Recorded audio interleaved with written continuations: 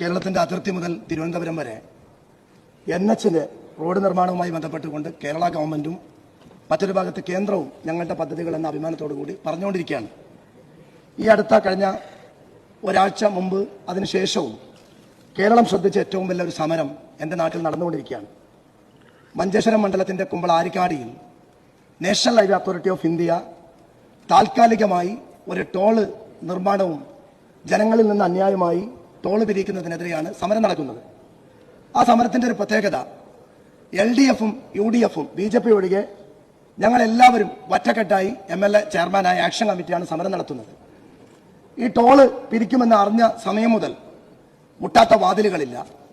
ബഹുമാനനായ Kasaragod MP Rajmohan Unnithan, Kasaragod MLA എന്നെ Nellikunnu, Uduma MLA CH Kunhambu, ഞങ്ങളെല്ലാവരും അതിന്റെ വർക്ക് നടക്കുമ്പോൾ തന്നെ രാഷ്ട്രീയത്തിന് അതീതമായി ശക്തമായി അതൊരു കാരണവശാലും അവിടെ താൽക്കാലികമായി നിർമ്മിക്കാൻ പാടില്ല എന്ന് ആവശ്യപ്പെട്ട ആളുകളാണ്.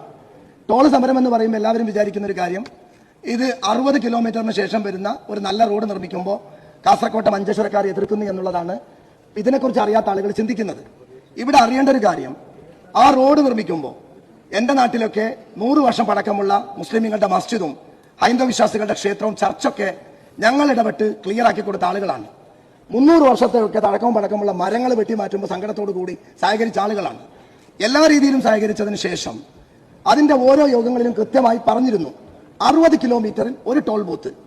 ഇന്ത്യയുടെ ഗതാഗത മന്ത്രി പാർലമെന്റിൽ പറയുന്ന പ്രസംഗം യൂട്യൂബിലും നമ്മളൊക്കെ കേൾക്കുന്ന നിരവധി തവണ കണ്ടൊരു പ്രസംഗമാണ്. പാർലമെന്റിൽ ഗതാഗത മന്ത്രിയുടെ ഉറപ്പായിരുന്നു. അതിനിടയിൽ തലപ്പാടിയിൽ ഒരു ടോൾ ബൂത്ത് ഉണ്ട്. അതിനേക്കാളും ഭീമമായ തുക കൊണ്ട് താരിക്കാടിയിൽ ഒരു ടോൾ ബൂത്ത് സ്ഥാപിക്കുന്നു എന്നുള്ളത് അന്യായമാണ് സർ. ഏറ്റവും പ്രധാനപ്പെട്ട ഒരു കാര്യം സർ അറിയേണ്ടത്, ഞങ്ങളുടെ നാട്ടുകാർ ആരോഗ്യ മേഖല, വിദ്യാഭ്യാസ മേഖല പാരമ്പര്യമായി മംഗലാപുരവുമായി ഒരു കണക്റ്റുള്ള ഒരു ജില്ലയാണ്. ഡയാലിസിസ് രോഗികൾ, ഹൃദ്രോഗികൾ, ക്യാൻസർ രോഗികളൊക്കെ പോകുമ്പോൾ ഇവിടെ തുക കൊടുത്തു പോകണം. ആവശ്യ സാധനങ്ങളുടെ വില ഉയരുന്നു.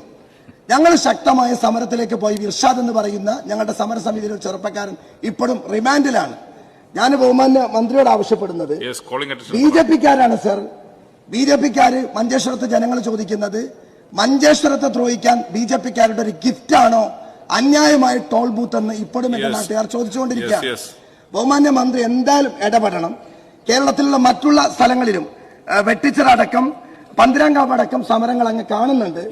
ഒരു കാരണവശാലും അന്യായമായി ഇന്ത്യയുടെ ഗതാഗത മന്ത്രി 60 കിലോമീറ്റർ ടോൾ ബൂത്ത് എന്ന് പറഞ്ഞ അദ്ദേഹത്തിന്റെ ആ ഒരു വാക്കിന് വിപരീതമായി ഈ താൽക്കാലിക ടോൾ നിർമ്മിക്കാൻ അങ്ങ് അതിന് അനുമതി കൊടുക്കരുത്. ഇടപെട്ട് അത് റദ്ദ് ചെയ്യാൻ നടപടി സ്വീകരിക്കണമെന്നാണ് ഈ കോളിംഗ് അറ്റൻഷനിലൂടെ അഭ്യർത്ഥിക്കുന്നത്.